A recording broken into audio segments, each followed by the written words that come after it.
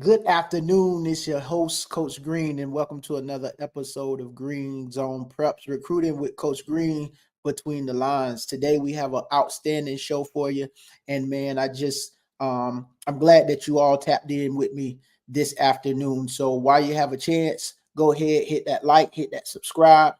Shout out to Totem Pole Nation and all that they do.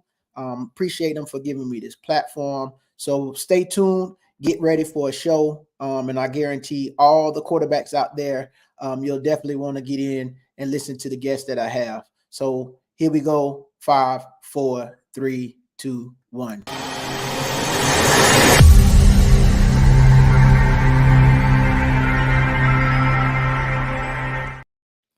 So yes, of course, we want to wish everybody a happy holiday season as we're in that time of the year. I hope everybody had a lot to eat, got a chance to kick back and watch some of the bowl games, and spent time with family and loved ones. So today's show, though, we got a special guest. I don't want to prolong it. We have a special guest that's going to come on. He's going to talk a little bit about who he is and the things that he's done.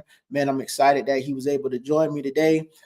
Excuse me. So I'm going to bring in my man Baylin, man, outstanding young man, and I just want to welcome him to the show. What's going on, big guy? What's going on, guys? Doing well, man. Here in Orlando, Florida, it's kind of muggy out here, but kind of expected when you live in the state of Florida. But yeah, it's everything's going great, man. And I've had a great holiday season. Have some family over right now from North Carolina. They're kind of wondering what's going on with this weather as well. But at the end of the day, we're in Florida. That's what you expect. So I expect the sun to come out in the next 4 or 5 hours, and it's going to be gorgeous. But man, everything's great. How are you on your end? Oh man, everything is great, man. Can't ask for a better day. Just able to kick back with the family, man, and get an opportunity to talk to guys like you. So that makes it all worthwhile. So I'm just glad that you were able to come on and share a little bit about who you are and what you do. And so, with that being said, tell us a little bit about Baylin. Yeah, so a little bit about me. I grew up playing sports my whole life. I was a three-sport athlete. Arguably, probably my best sport was baseball, but there was nothing like scoring my first touchdown when I was, I believe, in third grade. And once I crossed that goal line on a quarterback sneak, I'm like, this is a feeling I want to continue to live off of. So I really honed in on football and was able to be in a state championship my sophomore year, state semifinals my junior year, transferred to a spread offense my senior year to Oak Ridge, and had a really good season and finished one of the top quarterbacks in the county. Got over 8 scholarship offers. Ended up committing to the University of South Florida (USF). Played under Skip Holtz in 2011 and 12, and then ended up in my terms a transfer portal, but that wasn't around at the time. But ended up getting my release and transferred to Webb International University. Played there for 3 years. Won a conference championship my senior year. Was able to move on professionally and played in the Arena League. Played 3.5 years in the pro arena, most notably with the Orlando Predators in 2019 and 2020. And then when COVID hit and I broke my hand in my last game, I was like, you know what? I want to really focus my time on training, and started my quarterback training business the month after I graduated in January of 2015. And been doing that ever since. I've been part of the Elite 11 for 6 straight years. Well, I didn't do it last year, but I was a part of it for 6 straight years. Got to travel across the country, put on big camps, coached in All-American games, coached in high school All-American games, youth All-American games. I started my own camp business where now I travel like to Texas and North Carolina, even Florida, obviously where I live, and put on my own camps with a lot of top guys across the country in the quarterback space. Pro guys as well, like Kurt Warner, Quincy Carter, and Greg Olson, stuff like that. So it's been awesome and a blessing. And then I started my own virtual school when COVID hit as well, and I got to meet guys like Jeff Blake and Charlie Ward and some again Daniel Jones, some other big games, current and former NFL guys. And then, like I said, right now I just focus solely on quarterback training. I was coaching high school for a little bit at my alma mater at Oak Ridge, where I still teach. But they weren't paying me enough for all the hours that we put in. It's not worth it, especially in the state of Florida, which is sad because I believe Yeah. that's where the most talent is. But I ended up quitting coaching in 2018 to focus solely on my quarterback training business, and it's definitely taken off. And I've been blessed to be sponsored by Body Armor, which is the nation's #1 sports drink, as well as I Am Second, which is a big Christian organization in Texas. So yeah, that's pretty much a little bit about me and what I do. Awesome. So as you guys can see, and as all of the quarterbacks that's out there that's listening or may get a chance to listen back to this recording later on, man, definitely Baylin is a guy that you definitely want to tap into and just hone your skills, get yourself prepared for the next level. As you can see, I have his information scrolling at the bottom.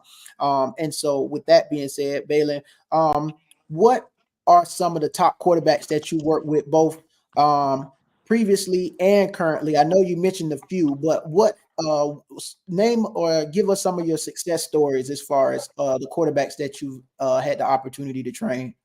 Yeah, so there's one guy right now that's currently playing Boston College, Tommy Castellanos. I've been working with him a lot recently. He was at UCF when I first met him. But John Rice Plumley, who was at UCF, I've worked one time with DeAndre Francois, Woody Barrett, who played at Auburn and in Kent State. Trained N'Kosi Perry, played at Miami and FAU. Also trained the kid from Texas at FIU. Let's see, trained Davie Belfort, who's now committed to Virginia Tech. I've trained Carson Haggard, who was at Tulane.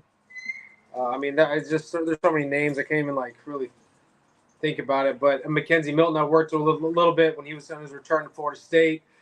Quadri Jones, Geno English, played at Florida State. Quadri's at UCF.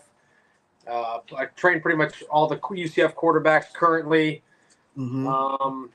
Man, there's just a lot of kids, man. I've trained literally right now over 250 quarterbacks in Orlando, and pretty much all across the country. I would say probably around the 400 mark. So I mean, it's a lot of kids, man. A lot of kids to keep track of. But I love all of them, and I believe all of them. The kids that go through my I would say stable. I believe that I can get them to the next level and hopefully pursue their dreams of playing the NFL.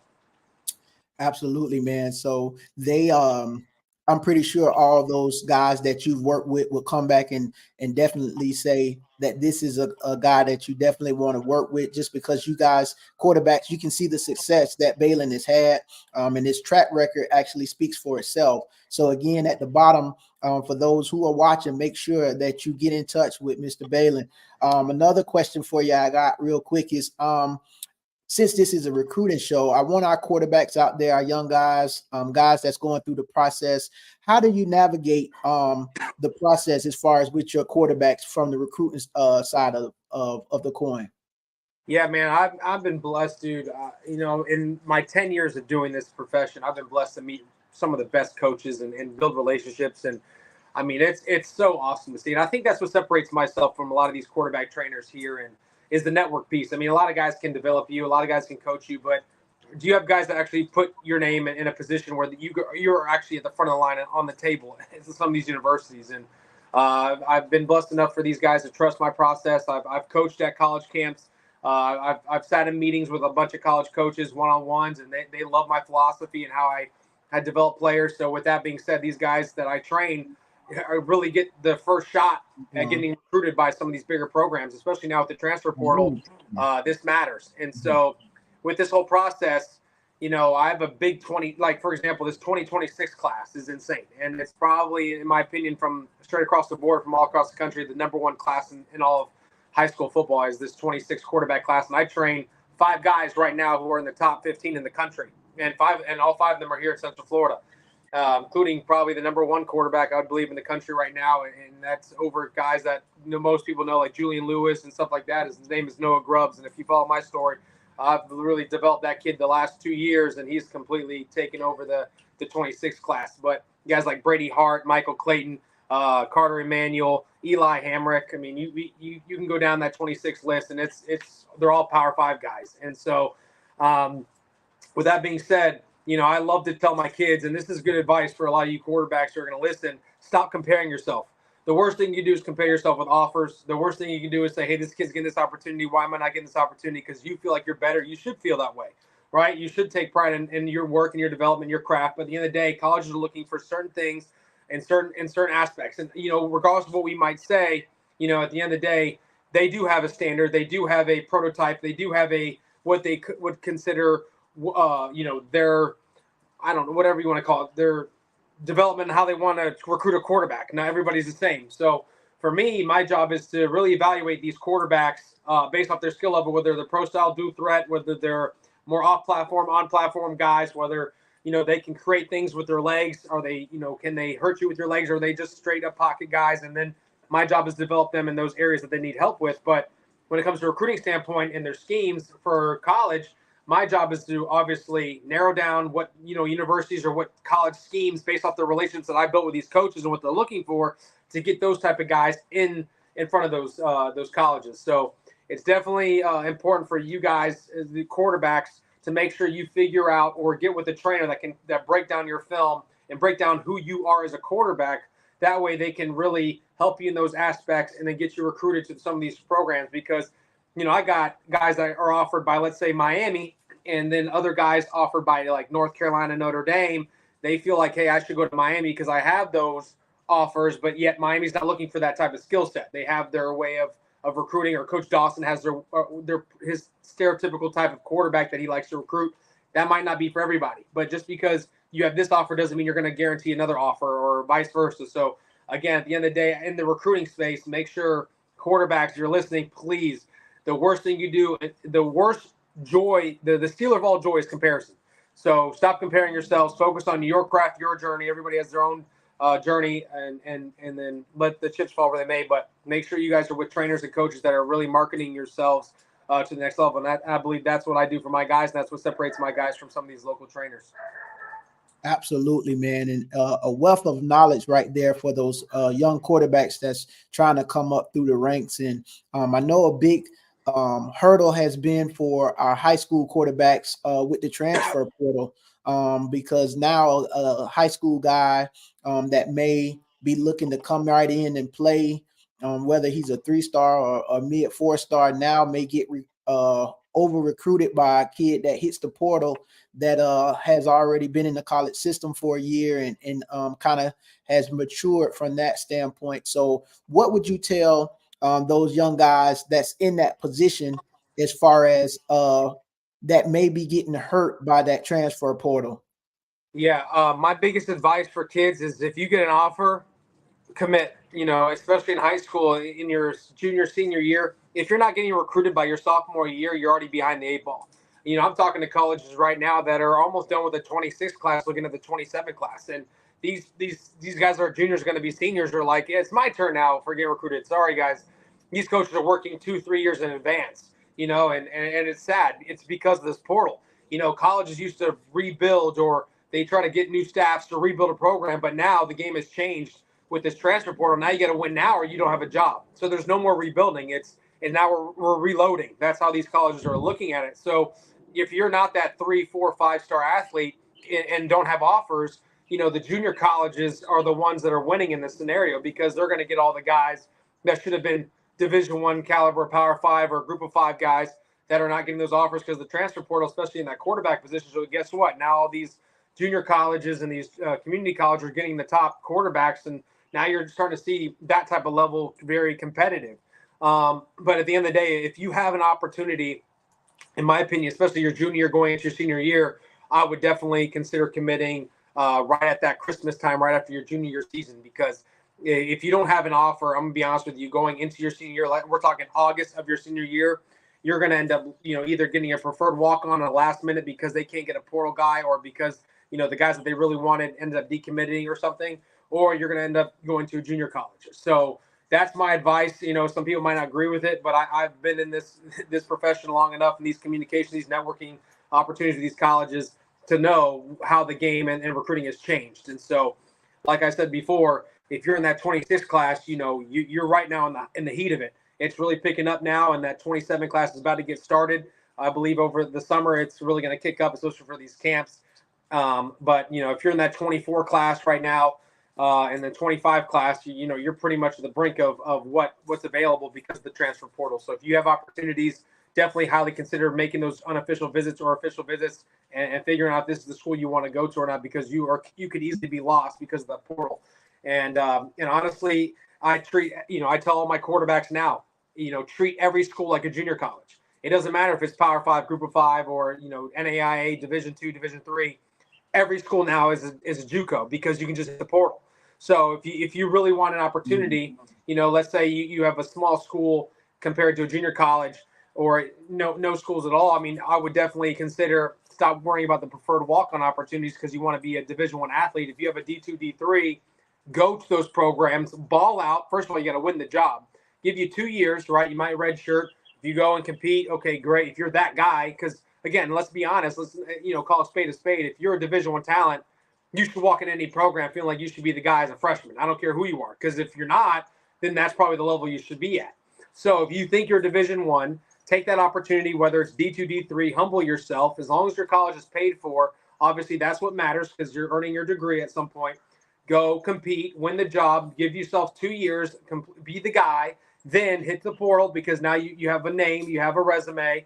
Then you go to your Division I schools if that's what you want to do, because there's a higher risk of taking that because, like you just mentioned, the college coach will take a guy that's woke up at 6 a.m. every morning and has gotten used to the college lifestyle, and they'll take a risk on a guy like that obviously is performed or has the ability to perform for what they want to do, rather than a high school kid that they're going to bank on an 18-year-old. Because at the end of the day, like I just mentioned, college coaches aren't looking or interested in rebuilding anymore. They're looking to reload. So they got to win now, or these guys are getting fired because now it's way too competitive. And now you're going to a 12-team playoff next year.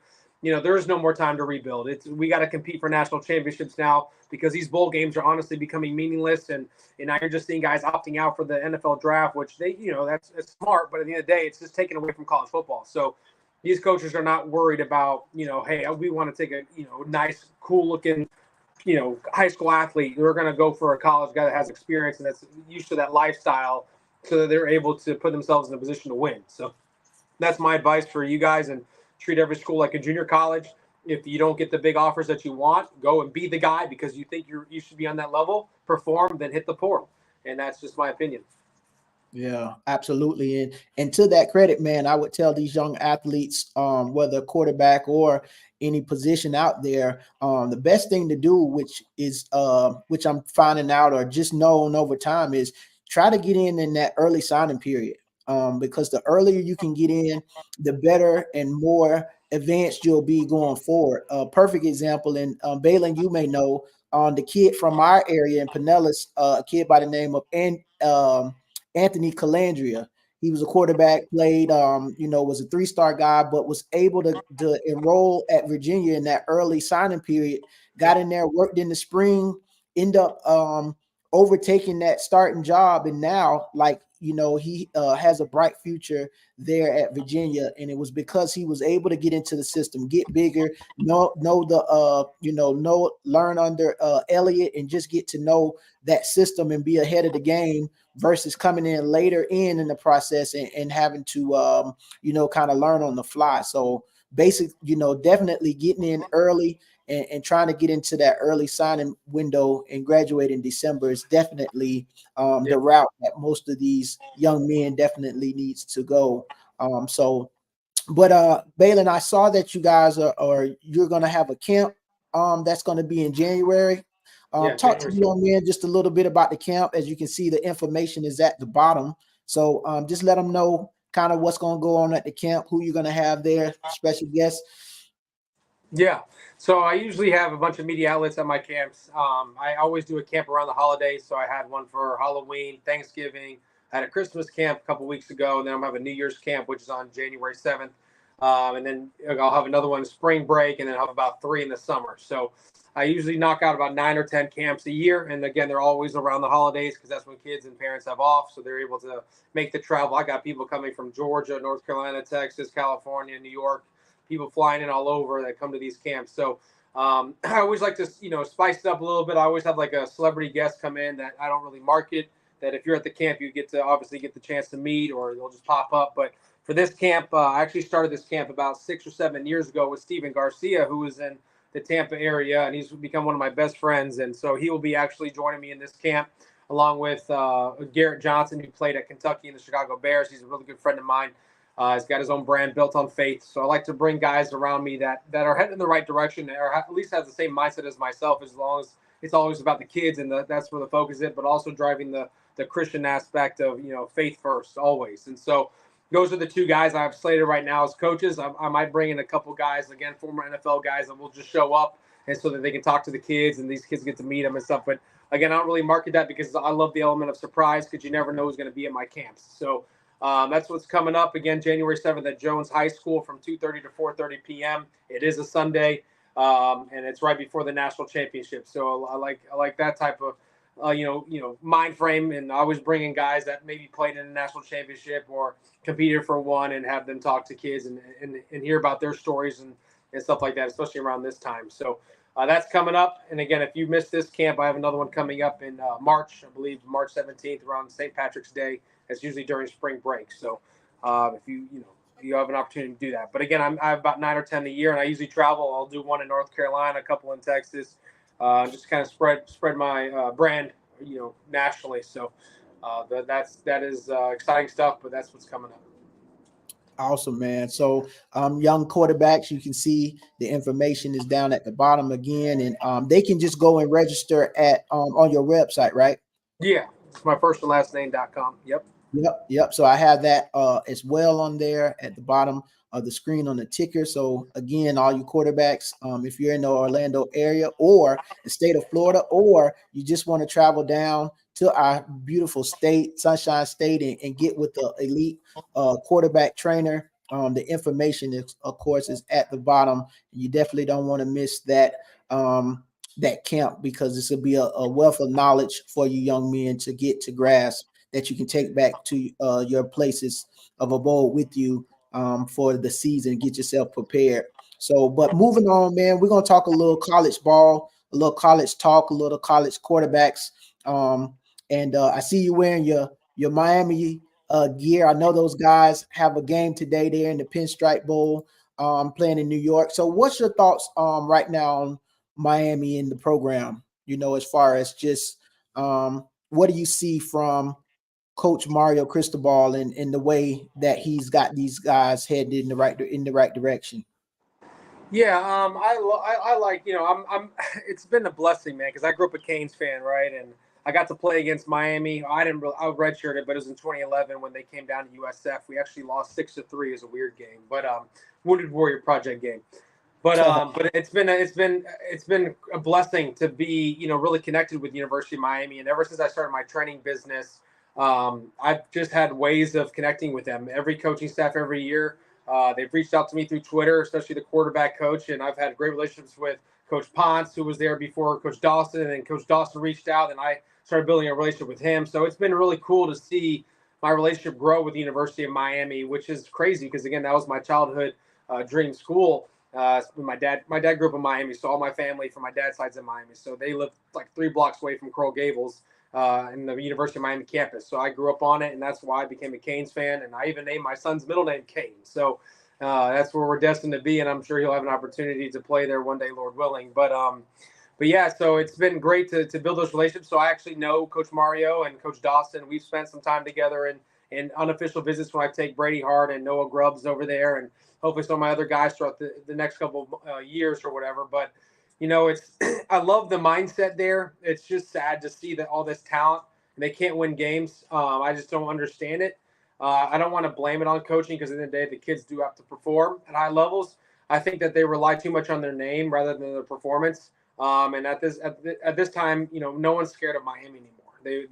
It used to be a fear thing of coming to Miami in that environment and the Orange Bowl, and it was just a dark setting. And I remember that was one of the coolest atmospheres I ever been to as a kid, being in the Orange Bowl. And now it's like they've lost it a little bit because they have to travel 45 minutes just to go play in the Dolphin Stadium. And I just think they're missing that element of college football. I think that's really what they're missing. And they don't have like their own home stadium, and it's hard because where they are located, there's not really much space to really build either an on-campus stadium or even a stadium right across the street at Tropical Park, which they were talks of. But where are you going to put them? Where are you going to park people? And, so It's tough. But I think that's the only element they're really missing. But they always hit the home run in recruiting, as you see. Mario does a really good job in recruiting, and I love Dawson's mindset. I'll be honest with you, man. One of the coolest things he's ever said was, I don't really focus on the team that I'm wearing on my chest. I just focus on winning.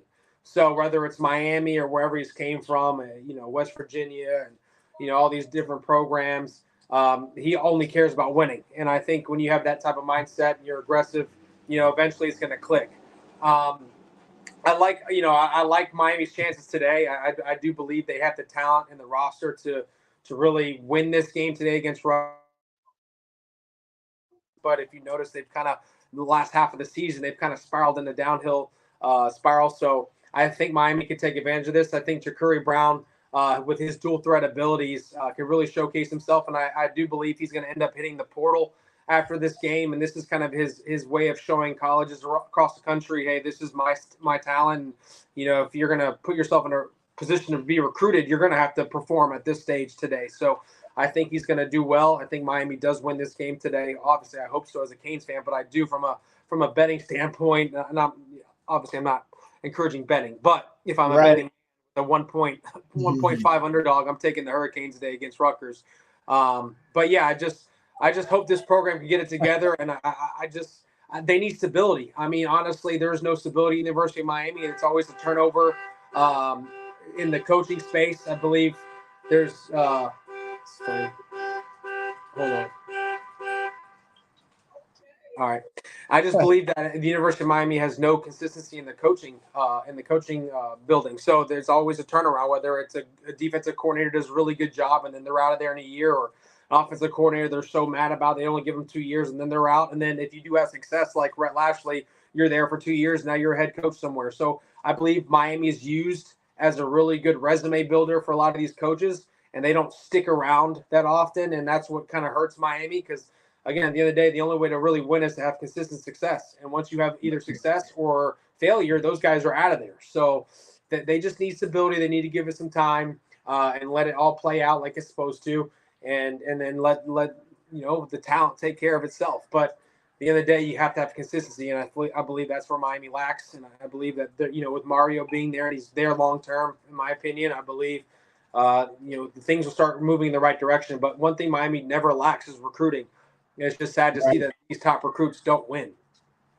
Yeah, and that's been kind of the sentiment around the Miami program, as far as, of course, Mario's been there going on in his second year, and has brought in even a better class than he did last year. But you would have thought with the class they had last year and with the schedule that they had, they would have been an easy 8 to 9, 10 win team, but then fell a little short, and just it still remains, that question still remains, like, can he win the big games or the games that matter?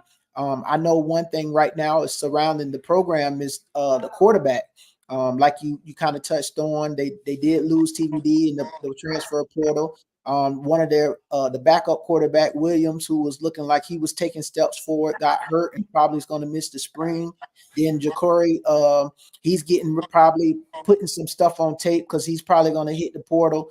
So where do they lean? Where do the Hurricanes lean as far as the quarterback's position is concerned, in your opinion? From my conversations, they're going to definitely get a portal kid. I do know that for sure.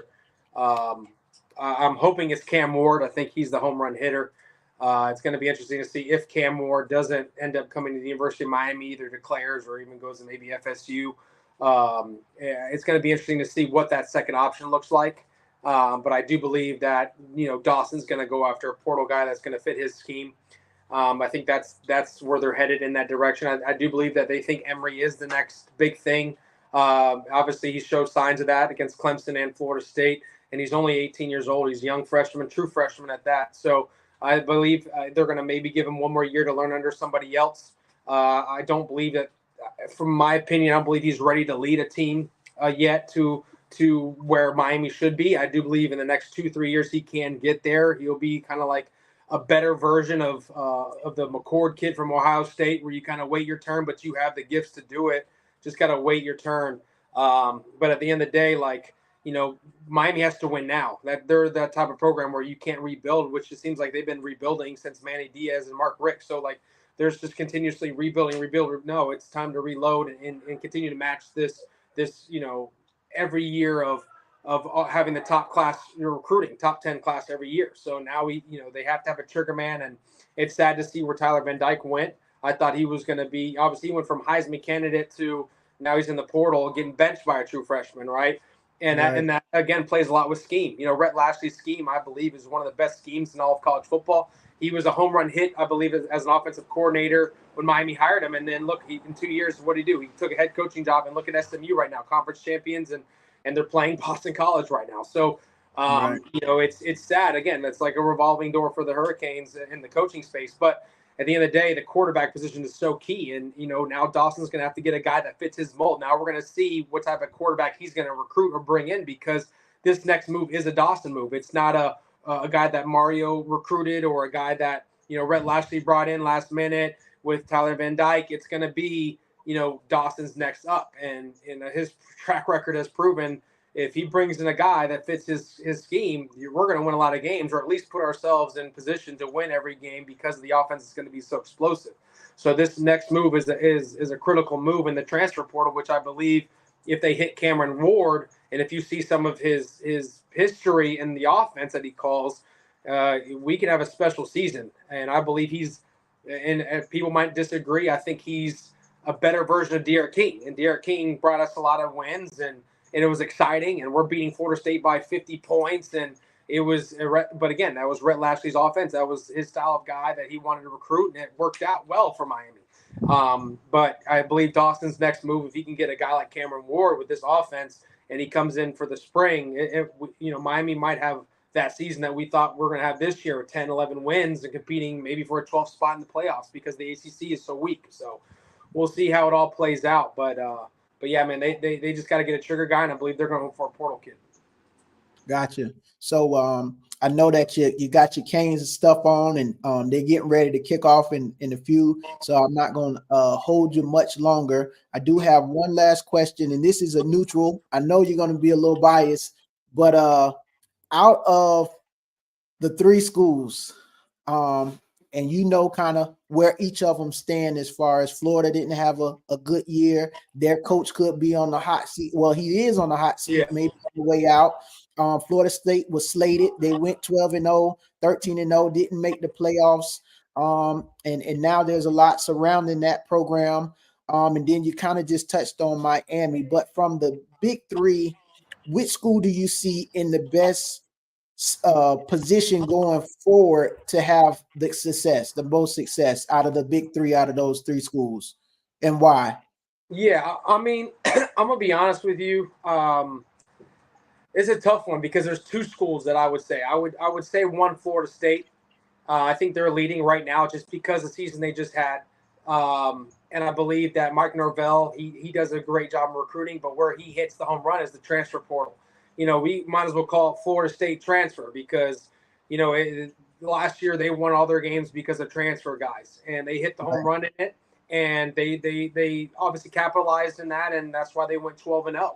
But then you start to see some of their recruits that they would normally have towards the end of the season, and which is probably why they didn't make the playoffs. Because some of these portal guys, not Travis, because he was always there, which he did hit the portal because he was at Louisville his freshman year. People don't remember that, but he was. But he still, I wouldn't consider Travis a portal kid, because he developed at Florida State and he became a true quarterback, because most people didn't even believe in him when he first stepped on the scene. So, but when you start seeing these guys, take off or they get injured, a lot of these portal guys towards the back half, which the Louisville game, they were not full strength. They showed kind of.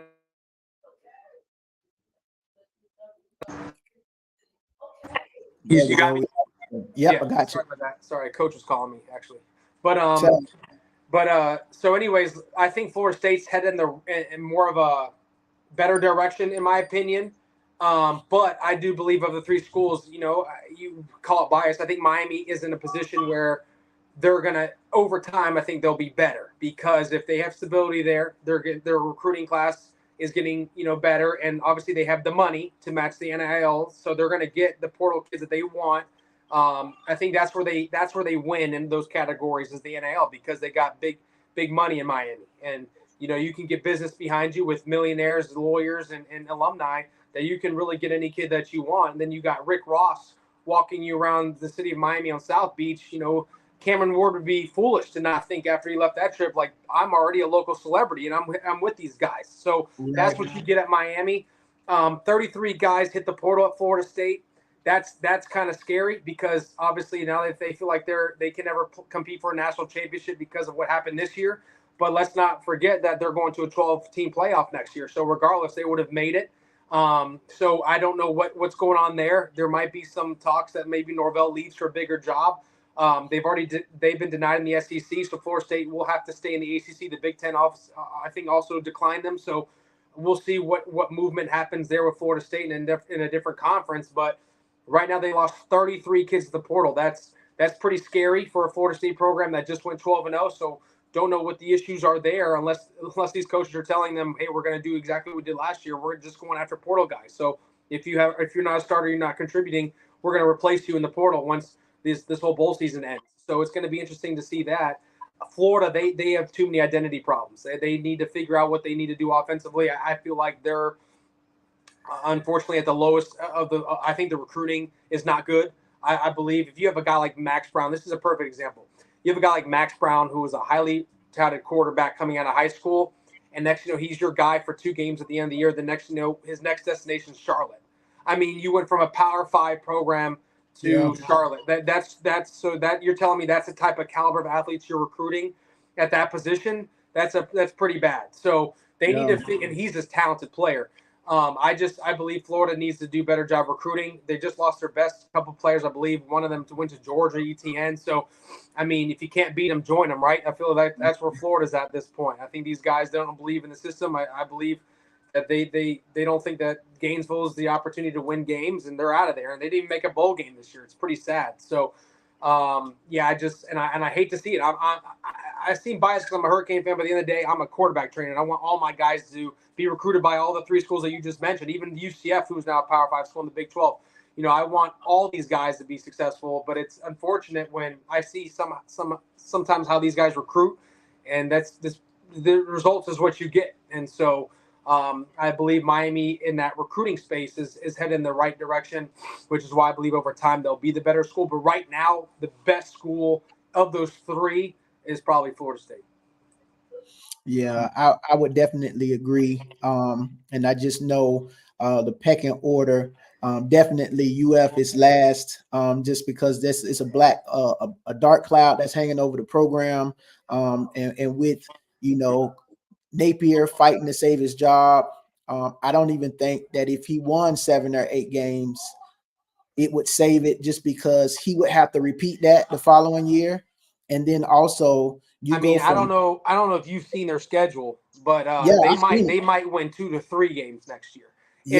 Now here's the thing. I don't ever agree on firing a coach in the beginning of the year because obviously you have to build momentum, practice, whatever. But if he gets blown out, and I don't think it's gonna happen, but if he gets blown out by Miami, game 1, a rivalry game in state at home, if he loses to Miami badly, he might have his ticket out of there because the boosters over there are not having that. They can't.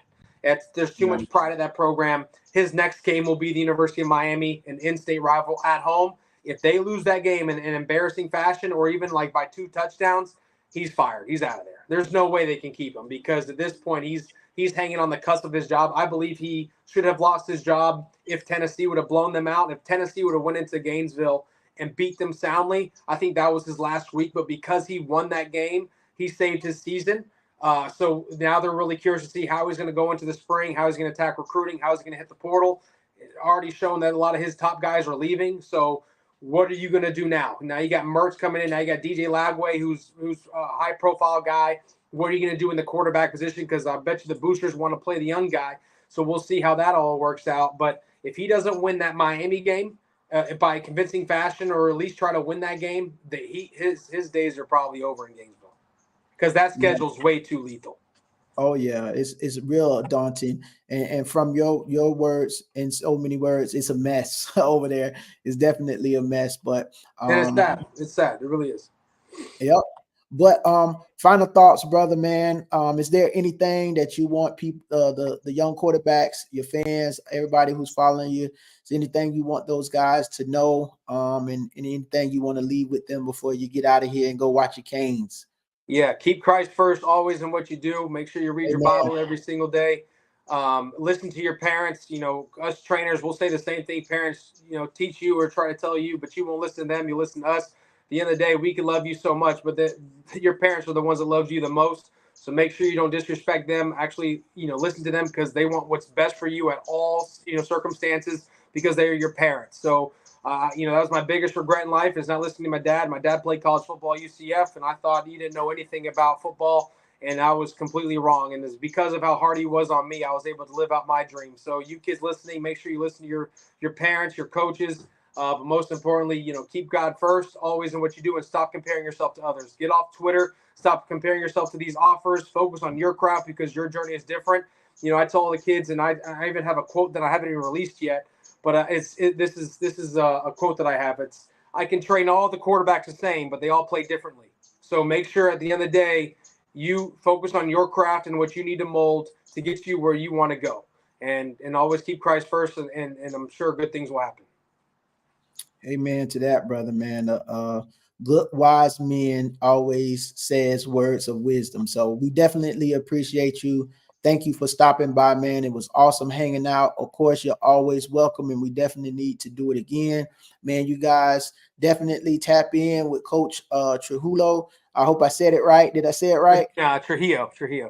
Trujillo. Sorry about that. Make Oh, sure you're you good. guys tune in and tap in with them. Make sure you follow him on Facebook, Twitter, Instagram, wherever you can find him at. You have his website. I put it up, and if you didn't, it's his first name, last name.com. You can find out about the camp that's coming up, all the trainings that he has throughout the year, everything that he has going on, all the success that he had.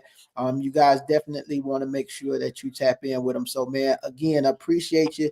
Thank you, brother, for stopping by, man. It was an honor and a pleasure, and definitely you're always welcome to come back. So don't be a stranger, man. I'll definitely be reaching back out to you to get you back on the show. And thank you again for coming on and being a blessing to me and those who were able to watch. So we'll definitely appreciate you.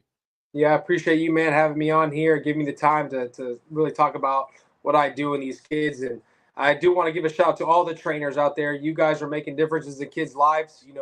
Make sure you always keep the same thing, the main thing, the same thing. That's these kids. It's not about the money that you make. It's not about the egos that are involved. I'm not an ego guy. I love working with all quarterback trainers. If you're a trainer and you want to reach out to me, I'd love to maybe get you a part of my camps as well. It's not about me. It's about these kids. So if you are helping these kids, that's what I want. But at the end of the day, I know what I bring to the table when these kids are with me. So, if we want to match that same energy, I'm all about it. And I love that. And I hope that all these trainers, that you understand that you're making impacts in these kids' lives, and really go out of your way to really help make these guys live out their dreams. Because we had that opportunity, and some of us didn't have all the best opportunities, and I didn't have trainers growing up. So, you guys are all making a difference in these kids' lives. So make sure, you guys are staying, get the egos out. You make sure you encourage these kids to really push it, and also you kids that reach out to me through DMs and stuff like that. I'm just letting you guys know I never market a kid I don't train.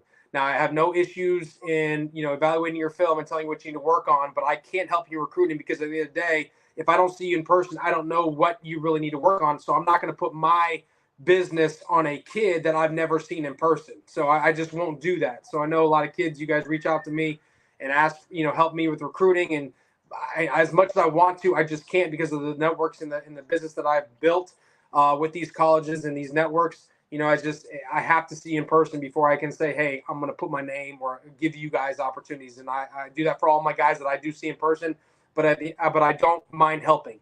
If you guys want me to evaluate your films and say, hey, this is the little stuff that I see, I have no issues doing that. Email me or DM me all day long. I would love to do that. But if you really want me to help you in recruiting, find your way to Orlando and I'll make it happen. I just got to see you in person. But other than that, you guys, I appreciate again your time today, and I look forward to hopefully seeing some of you quarterbacks that are listening to this at some of my local camps, or even the camps in North Carolina or Texas. And like I said, always keep the main thing the main thing. Do things on purpose, for a purpose, and on purpose, because God gave you all purpose. And if that's football, go all in and don't have regrets, and always keep them first. That's it, brother.